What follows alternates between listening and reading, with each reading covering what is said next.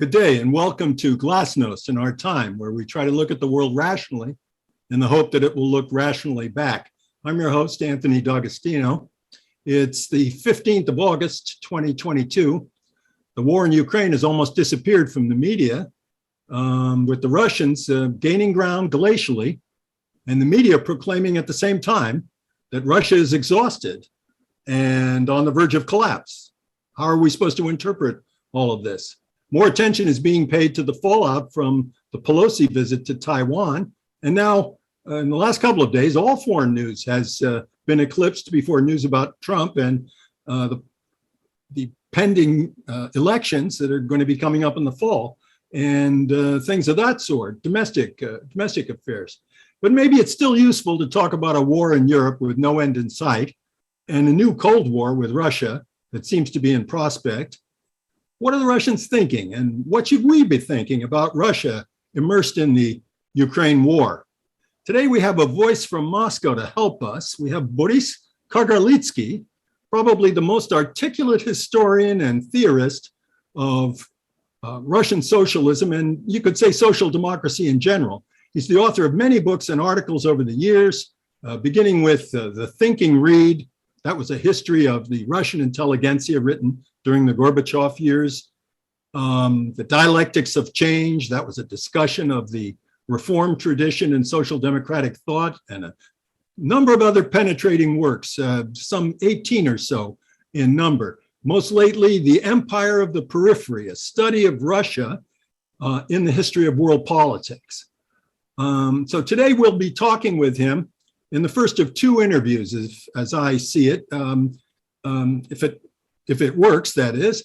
The first one about the war today, about the war and present problems, and the next time about historical questions concerning Glasnost and how the Soviet Union collapsed. So welcome to Glasnost, Boris Kagarlitsky. Well, Anthony, first of all, thank you for inviting me. And I remember we met very, very long ago. That's right. I think it was more than 30 years ago. That's right. Well, let's continue. All right. I wanted to ask you first about your view of the situation in Russia and the prospects for the future. But you've written a recent article in Russian Dissent about the Crimean War of the 1850s. And you said helps us to understand the current war. So maybe we can start there. Is there anything about the the Crimean War that can teach us something about the war in Ukraine? Definitely. First of all, I have to advertise, so to speak, Russian Dissent project. It's a subscription service which allows English-speaking readers to get access to what Russian left thinks or discusses during this war. And it's not just about war, it's about the political situation, it's about the economic situation, but mostly, of course, it's about the war. And speaking about the war, yes, the comparisons with the Crimean War are really striking, starting with the fact that action develops very much around the same place. Of course, Crimea, fortunately, is not part of the war action itself, but it is very much involved, and it's very much the cause of the war, because we shouldn't forget that Russia annexed Crimea 8 years ago. It also should be seen in a very kind of balanced way, because on the one hand, from the legal point of view, it was definitely an illegal act on the Russian side. However, we shouldn't forget the other side of the coin, which is that the Crimean population basically welcomed the annexion. So this is also a very complicated story to begin with. And now what's happening is that Russian society is getting increasingly tired of the war. The war is not affecting the society and the country like, say, the First World War or the Second World War. Most people do not even think about the war. It's very striking, but it's really true that most people who serve in the army in Ukraine are guys who are recruited from the most impoverished and the most remote areas of Eastern Russia or Northern Caucasus. So when we had the war in Afghanistan, for example, it was possible for almost everyone to meet anybody or to meet somebody, who served in Afghanistan, who could tell you the stories, who could tell you about his experience and so on. Even if you were in Moscow or Leningrad, it was possible to get experience with the people who served there, who took part in the war and so on. Now it's completely different. People in Moscow or St. Petersburg, Ekaterinburg, Irkutsk even, and so on, they don't have even a chance to have any direct contact with anyone who was involved in their military action in Ukraine. And by the way, it is very important to say that Russian military and politicians learned the American lessons from Vietnam, because after the war in Vietnam, the United States dropped the system of draft. So in Vietnam, there were draftees, and that produced enormous scandal and enormous war movement in the United States, because that affected the society. It was seen, it was visible, it was part of the general experience of American public. While then, as you know, American politicians, of course, not American people, American politicians decided to have a contracted army, the volunteer army, which was based on what you call the, as I love the term, we don't have a similar term in Russia, poverty draft. And in Russia, it's very similar. We have so-called depression draft. So people are getting to the army from the most depressed and remote areas, and they're offered enormous money.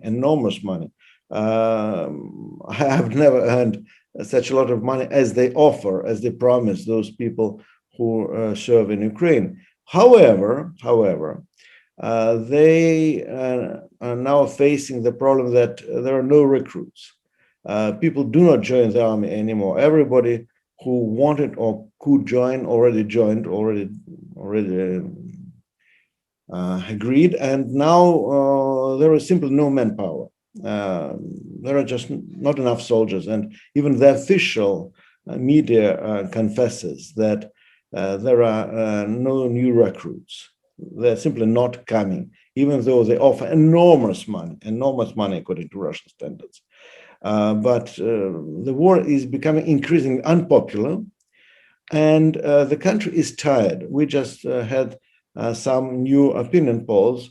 There are two types of opinion polls. There are published opinion polls, which are produced for the public, so they basically have to repeat the same political line as the official propaganda is presenting. So the opinion polls, which are made by the most important opinion polling agencies close to the Kremlin, they are basically confirming the propaganda line. But even though we have SIOM as the agency very close to the Kremlin, and form another agency which also sometimes works for the Kremlin, we have them very much being close to the official line. Still they show that the mood in the country is changing very dramatically. So more than 2/3 of the population are in favor of ending the war as soon as possible, even in the opinion polls which are made by the official polling agencies. Also, there is the other type of polls which are made secretly by some security services. This is a very specific Russian way of studying public opinion. And the irony of the situation is everything which is secret in Russia becomes public even faster than something which is not secret. So because everything is leaking immediately. Russian society is the society where we have a lot of secrecy and a lot of leaks. It's It's an incredible society in that respect. The more you make anything secret, the more it leaks out, and the faster it leaks out. So the opinion poll was the FSO opinion poll, the Federal Service of it's not the FSB, it's not the it's the Federal Service of Protection, which has to protect Putin personally and so on.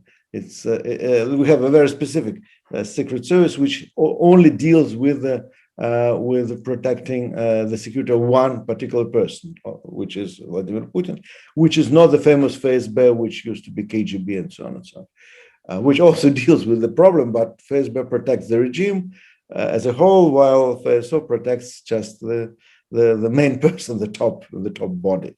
But they also do some studies on the information, on the public opinion and so on. And so their poll is even worse, and it shows that now there is a minority support for the war, so the majority is against the war. Though it's the difference is not that big, so it's about the same.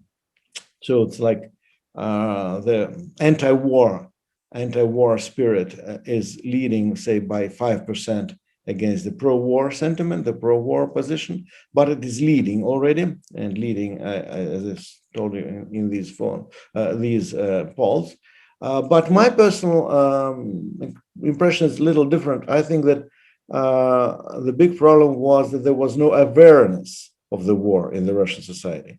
So far, most people did not have any position or did not care or did not think about that, as long as it was not about us, as long as nobody bombed us, or as long as nobody recruited our sons and brothers and fathers to the war. And as well, you would probably say, as long as there's a perception that they're winning. Yes, but there is a perception that we are not winning. That's exactly the point. It's not the feeling that we are losing, but there is a very strong feeling that we are not winning and there will be no one winning. So there is a feeling, a very strong feeling, by the way, and I told you, I traveled around Russia recently a lot, and I have spoken to quite a few people in different parts of the country, including non-political people and so on. And the feeling is that there is a dead end. There is a dead end. That's the major feeling. It's not about defeat. It's not about victory. It's the dead end. There is no perspective. It's not clear how we can get out of it. And how long is it going to continue? Nobody knows, and nobody wants it to continue for too long. That's the point. So if Ukrainian army achieves any major victory, that could be a real danger, a real threat for the current regime in Russia, because then there would be a real collapse in the public opinion. But it's very important, and that now we are coming to the Crimean War, to the big experience of the 19th century. The biggest opinion collapse, the biggest moral collapse will not be among the common people. Because as I told you already, the common people in many ways are kind of more interested in other things, like what about their jobs, what about their family, what about their family income, their households. Russian society is very introvert, very much oriented towards minor problems, households problems, and so on. So in that sense, yes, there is a negative feeling about the war, but as far as it does not affect the household directly, this is not that important. But what is becoming visible and already beginning, it's a kind of moral collapse within Russian elite. Of course, educated and part of society is basically and was basically against the war from the very beginning. But this is a different story. What is important? Bureaucracy, some important segments of the business, military, by the way, and security community, they are now becoming increasingly worried. And when you have security services worried about the process, that's really dangerous for any kind of government, especially for an authoritarian government. And then coming to the point of the Great Crimean War, or the Great Eastern War, as it was called in the West in the 19th century, as you remember, Russia finally got defeated. It didn't collapse. Russian military were not destroyed. Russian army was not wiped out in Crimea, but it got defeated, and more importantly, it was humiliated because of the technical advantage of the British and the French, who were, in military terms, one generation ahead of Russians. So Russian army was humiliated that it was so backward. And this is exactly what is happening now. And when you follow the military blogs, and when you speak with people who are close to the military, that's the major feeling. We discovered how backward we are, how much behind the West we are in technological terms. And there was always this idea in Russia that maybe we are backward in many ways, but in military terms, we are good. We are still good. We are still at the global level. And then all of a sudden you discover it's not true. You are very much behind the global leaders, including the Chinese, by the way, and note that including North Koreans. So because Russian government is now negotiating with North Korea about getting high-tech weapons, purchasing high-tech weapons from North Koreans who are more advanced than Russians. Well, in fact, it doesn't mean that Russian military industry cannot produce. It can produce some modern hardware, high-tech hardware, but the quantities are incredibly small. It takes like, I don't know, a month to produce one missile. And then you shoot this missile and you have no missiles, period. Then you discover that North Koreans also have something, they have a stock. So you can buy something from North Koreans, and you can buy drones from Iran. Drones are imported to Russia from Iran, which is not the most advanced producer of high-tech weapons or anything. So that is an incredible humiliation. And it is already part of the opinion within military professional circles and political circles. And as you know, that the Crimean War was a defeat which led to very radical and important reforms within the regime. So it led to Russian elites agree on the necessity to transform the social system and to some extent even the political system. So I think that kind of opinion is gaining ground. Of course, there is one person within the elite who is definitely against any change, and his name is well known, it's Vladimir Putin.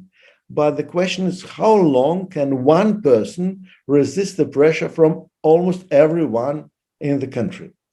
And of course, he's not that stable in terms of his health. He has enormous health problems. I think he has some problems with his kind of mental balance, so to speak. So I am not saying he's crazy. He's not, but he definitely is very unstable psychologically, and is definitely facing some very bad times. And he's very much in that respect like the Tsar of Russia during the Crimean War, Nicholas I, who also had some illusions, very similar illusions, very much the illusions like Putin used to have before this war. We remember that Nicholas I also was absolutely sure that Russia was maybe backward economically, but the most advanced and strongest country in the world in military terms. It happened to be a total error. And finally, when it became clear that the country was losing, he died suddenly. We don't know what's going to happen to Putin, and I'm not saying that he's going to die, but I'm not sure that his fate is very positive, especially given the fact that security community is getting increasingly worried with what's going on. Maybe there will be an attempt to convince him to step down. An attempt, like in in American mafia, they will make him a proposal which cannot be Refused. refused. Yes, that's the term. Yes. Yeah, I was just But thinking about the exact term of Don Corleone's language. Don Corleone. Yeah. But Yes. suppose we think of it the other way, Boris. The Tsar Liberator, Alexander II, introduced a whole series of reforms from above. This is probably the most extraordinary instance in European history of a monarch setting out to reform and renovate the society from above, a revolution from above, you could even say. What keeps Putin from having a change of heart, especially, of course, if he is able to get peace and has to face an entirely new world? The Russians in the at the end of the 1850s, after Emperor Nickel died in 1855, wasn't it? The Russians took the view after that they were going to retire from European affairs, that they were no longer going to be the centerpiece of the Holy Alliance. They were no longer going to fight revolution.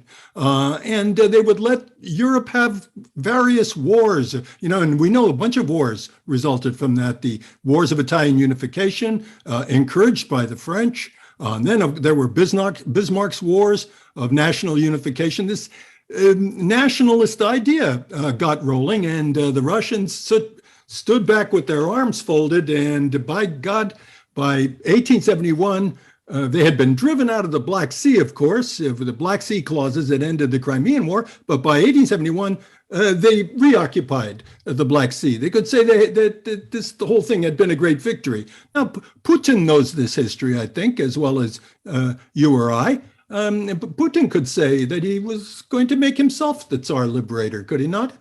No, definitely not.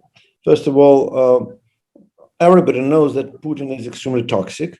And it is important, Putin is very toxic for the people around him, not only for the people beneath him. And this whole regime and the whole structure of regime has to be dismantled.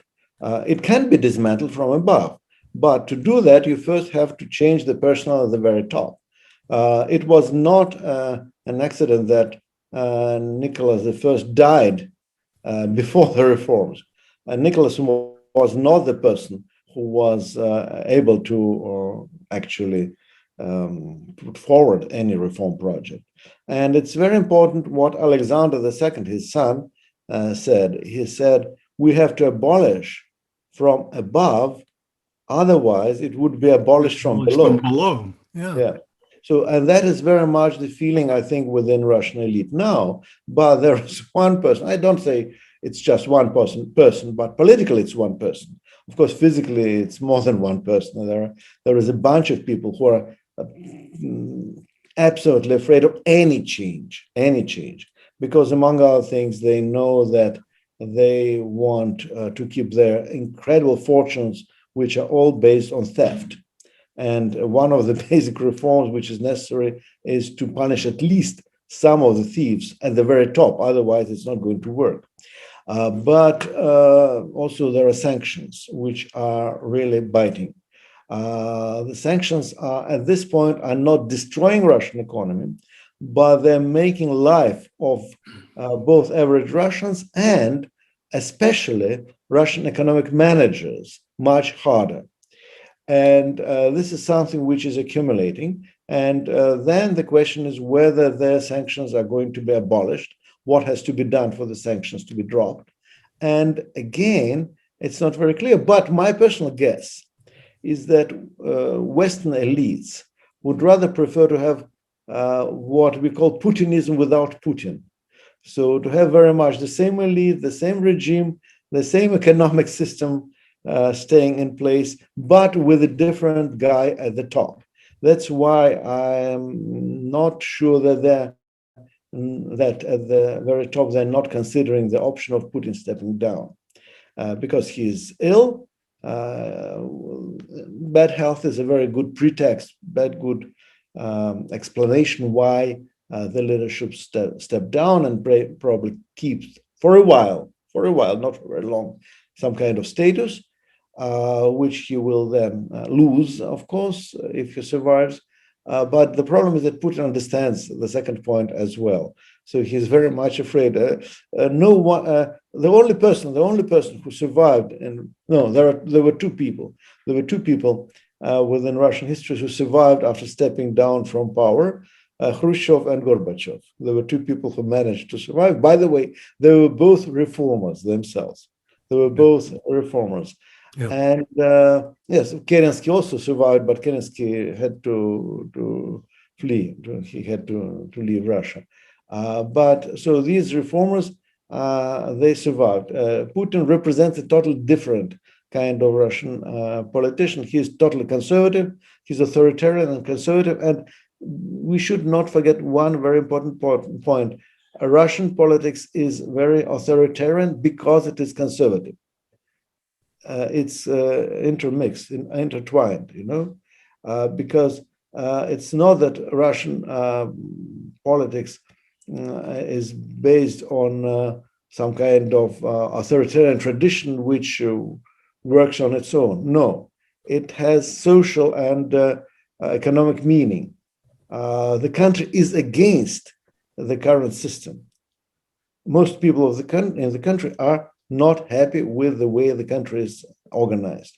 I'm not saying that people want some kind of great revolution. No, we don't see that there is any kind of revolutionary spirit in the country, but there is a tremendous dissatisfaction with the kind of way things are organized. And that's why a conservative strategy, the strategy of preventing change from happening, the strategy of defending the interests of the very top elite against everyone else, of course, by definition, is based on authoritarian methods, on authoritarian approach, because that's the only way you can make everybody obey when everybody is unhappy. Again, I'm saying that people are not in some kind of revolutionary mood. But they want a reform, they definitely want radical reforms, and the whole policy of Putin is to prevent reforms from happening. But what you're saying has a certain logic to it. It says that the so-called power ministries, siloviki, right, around Putin, they are going to realize the necessity for change. They are going to make some kind of some kind of leadership change at the top, and they're going to suddenly become reformers. If they can do it, why can't Putin do it? Because the only way they can do it is to get rid of Putin, who prevents them from doing it. But suppose Putin did not. Suppose he did not. Wait a minute. Tony.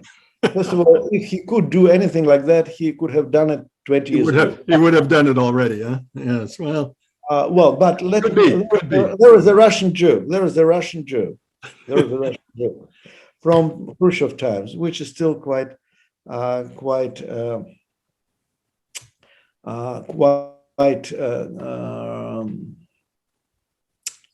relevant. So when a new boss is coming, the old boss gives him 3 letters, which are sealed, 3 sealed letters, and said, if things go wrong, you open the first letter, then when things get even worse, you open the second letter, and when things go really badly, you open the third one.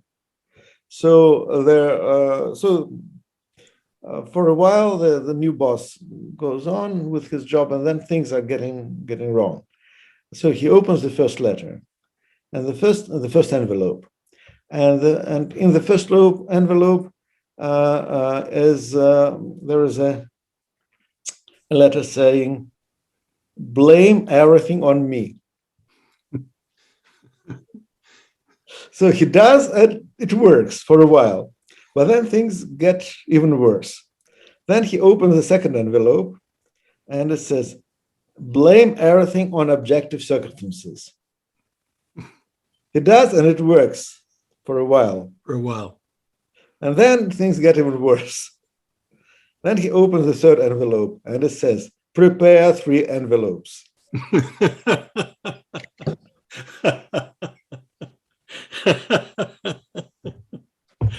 So, as I told you, two Well, previous books were already open, you see? well, there's a certain literature in the West, and it's promoted by prominent politicians. You probably know the writings of, say, Ian Bremmer. And he makes the argument that there's a special status model that was introduced by Putin, and that, the national wealth fund, national champions, all the rest of that, that there's this status model, and that it cuts against all of the ideals of neoliberalism in the West, and it represents some kind of terrible poison. Ian Bremmer calls it state capitalism, and he says there's a wave in the world of state capitalism. And Hillary Clinton says that Putin is the Pope, the high priest, if you will, of this illiberal model throughout the rest of the world. This model that they're complaining about, why are they so unhappy about it? Well, Russia is an extremely neoliberal country. It's the most neoliberal country in the world because the central idea, the central logic of Russian economic system is to cut down welfare, is to deregulate everything possible. But you should not forget the fact that, yes, it is true that the state is the main agent of deregulation. Yeah. And even in the West, when you do a lot of deregulation, you need to have a very strong state to push it on the people who are against that. So police state is a deregulated economic state, you see. When you have a strong welfare state, you need less police. When you have But more... the Pinochet model. Yes, exactly. And speaking about Russian so-called state companies, which are often referred to, in fact, these are private companies. That's very important. There is almost no state sector in Russia, in the production sector, in the industry. But there are so-called state corporations which are not owned by the state. That's very interesting. State has some shares in these corporations, but there is no state sector as you can have, say, in Finland, or they used to have in Great Britain in the social democratic era, and so on. These are private companies where the state owns some shares, and this is very important. These corporations, they actually rule the country. This is very important, and this is what, by the way, Siloviki are not very happy with, because the country is ruled by the top corporations, and it's even more than in the United States, because in the United States, of course, corporate powers are incredible. The corporations are very strong, but corporations do not rule the country directly. They rule through politicians, through political parties, through the administration, and so on.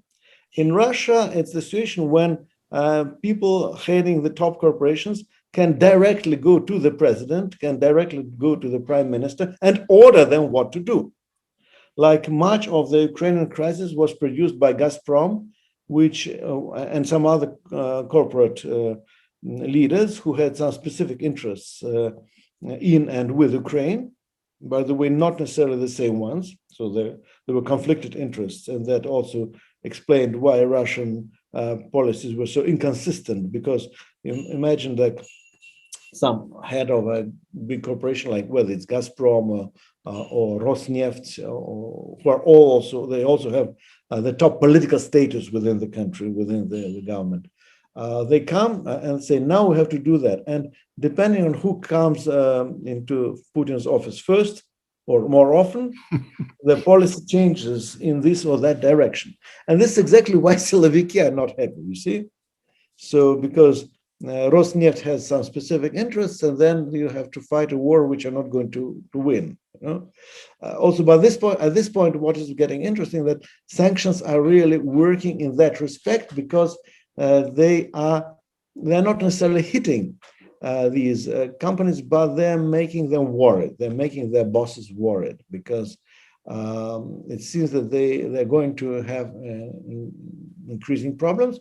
One of the big companies which already has problems, which is also one of these para-state companies, is Aeroflot. They have enormous problems, and the situation of Russian transport system is very problematic. It's not falling apart, but it's feeling incredible pressure, and it's harder and harder to work for them.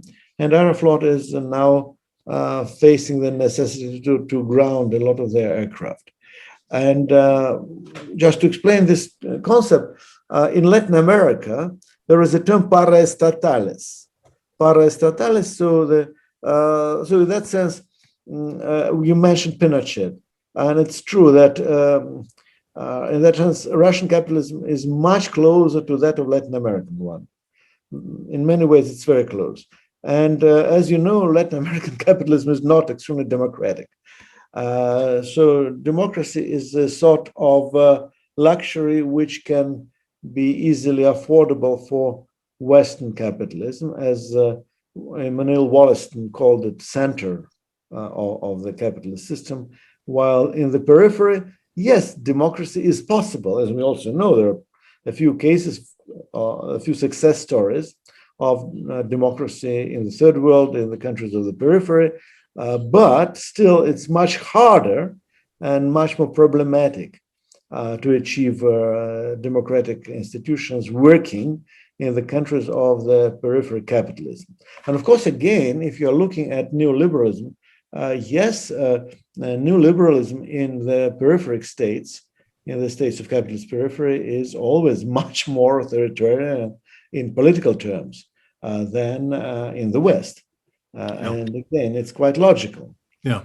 So you were saying, in effect, then, would I be wrong to assume that the party that you would sympathize with would lead in Russia? The Liberal Party would be like a Latin American social democratic party?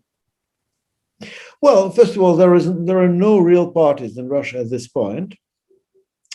Officially, we have this United Russia Party, which is not a party; it's just part of the administration.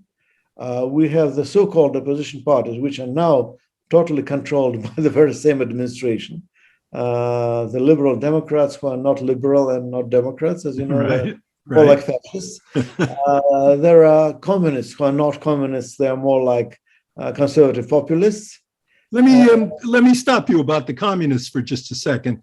The communists, they are more or less descendants of Madame Andreeva. Are they not? No. Woman that raised this. No. Nina Andreeva was never part of the new Communist Party. On the contrary, she was attacking them for opportunism and revisionism and so on and so on. And she had a tiny party of her own. No, these people are the marginal part of the Brezhnevite bureaucracy. You know, as we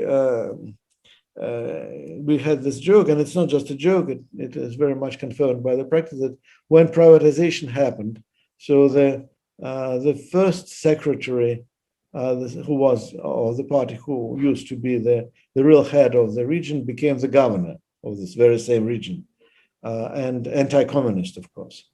The secretary of industry became top business leader of the region because he privatized much of the industrial assets.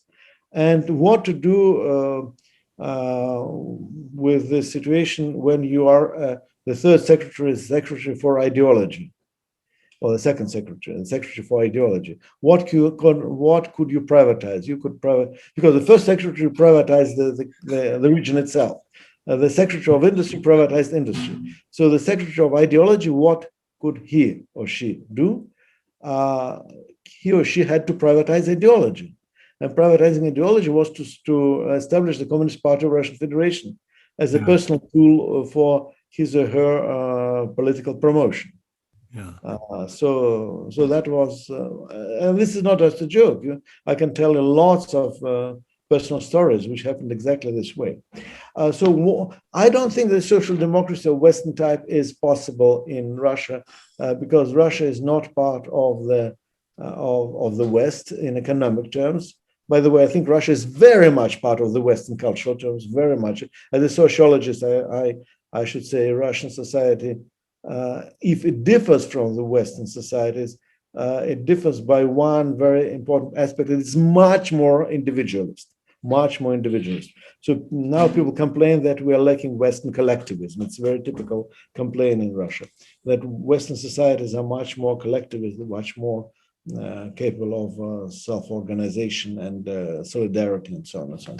So in that sense, Russian society is an extreme case of neoliberalism. It suffers from that basically at the very kind of deep level. So in that sense, culturally, it's not a problem. A friend of mine was doing recently very extensive research on Russian youth. And well, the problem is culturally, Russian youth is 100% Americanized. American films, American heroes, American cultural partners, and so on and so on. Not even Westernized, Americanized.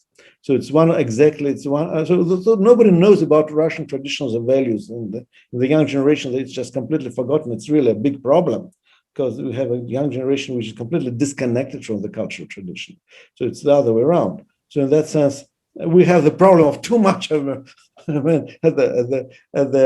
the cultural level. It's not that Russia is different in that sense. We have a problem that if Russia is different, it's different because it has too much of American cultural interest compared to other European countries. But in economic terms, it's more like a third world country. The structure of oligarchy is very much like that of the Latin America. The lack of democratic institutions is there, and the problem is that these institutions have to be built up through serious struggles around social issues, because welfare state, well, there are still remnants, let's be clear, there are still remnants of the welfare state from some times, but remnants which are actually disconnected from each other. That's also very important, because Bismarckian concept of Sozialstaat, welfare state, it was based on the idea of systematic introduction of certain reforms which were interconnected. So in that sense, you're not just implementing some social policies, some social reforms, but you're also implementing them in a systematic way, in a complex way. And that was true for the Soviet Union as well. The good things about the Soviet Union, there were bad things, but there were also great things about the Soviet Union. And the great thing about the Soviet Union was exactly this systematic, complex welfare state, which was not only from cradle to grave, but it was also affecting different aspects of life. So in that sense, it was a the total welfare state, if you want. And it did work, by the way. It's not true that people were getting lazy and so on. If people were lazy, they wouldn't have been able to send the first man into the open space and so on. They wouldn't have been able to create this incredible industrial structure and so on. And this incredible science and culture. And some people were not lazy. On the contrary, people were kind of made free of quite a lot of daily needs to liberate themselves, not politically, of course, but in some way professionally, to do the great things which they used to do. So in that sense, we really are nostalgic for the Soviet welfare state, but we cannot bring it back mechanically. It's no way we can do it. The society is different, the conditions are different, the time is different. And in that sense, what we have are the remnants of the welfare state, some small pieces which are still working, but usually working badly, and they're getting very expensive because they're disconnected from the context. And that leads to the situation when basically there is a great need for the reintroduction of welfare state, but it could only be done through very serious mobilizations and struggles. And it's a big question, how can a society get mobilized when the society is so individualistic, so atomized, and so on? So in that sense, it's not an accident that Bernie Sanders was so popular in Russia, by the way, because partly it's because of the Americanization of Russian society. Partly it's because people felt that there were similarities in the sense that there is no Labour Party, there is no Socialist Party, and what to do. Maybe there would be somebody, some progressive element within the elite, so that you can rally around him, which probably is not going to happen. But that was some kind of hope within the society. So a few people hoped for that. And by the way, there was, and there's still physically, there still is this character, which was sometimes seen in Russia as a potential pretender for that role, which was Sergei Levchenko, the governor of Irkutsk, who was elected on the Communist Party ticket. And he tried to really reintroduce welfare state in one single region, not in one single country, this time in one single province, with some success. And I actually worked with him for a while, and I think he's a really very interesting and very progressive, very decent person. But now he's, I think I don't know whether he would be able to recover or not. Hope he will, but he's crashed politically. There was such a strong attack on him that they actually made him surrender on many points. They made him resign from his job as the governor. Then now they made him stay silent on the war, though I know that he is not very happy with what's going on. He was made silent because his son is arrested and he is accused of some economic irregularities, which is not true. I mean, it's a total. This whole process was a total fraud. But anyhow, his son is now arrested and in jail for 9 years. So they very much crashed this kind of only person who was capable of rallying around him some kind of progressive coalition. And I don't know what's going to happen, but maybe there would be some surprises. As I told you before, there could be some Siloviki who can overnight turn into reformers and progressives. And also, I think there are possibilities for social mobilizations at the local level, because, as I told you, it's very hard to mobilize Russians, given the level of individualism. But once you succeed, you get them mobilized very strongly and very kind of decisively. And in that sense, those people, we know some of these people who managed to organize successful local campaigns. And I know that now the systems, the government are extremely afraid of these people.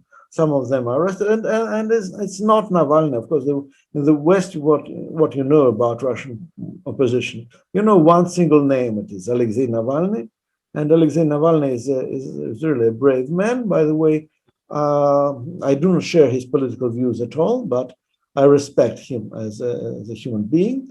But there are quite a few other people who are local leaders who have to face enormous pressure and repression and so on, and who are doing enormous jobs, like, say, don't know, Mikhail Labanov, Ilya Yashin, I don't know, Sergei Ross these days, a new very interesting person.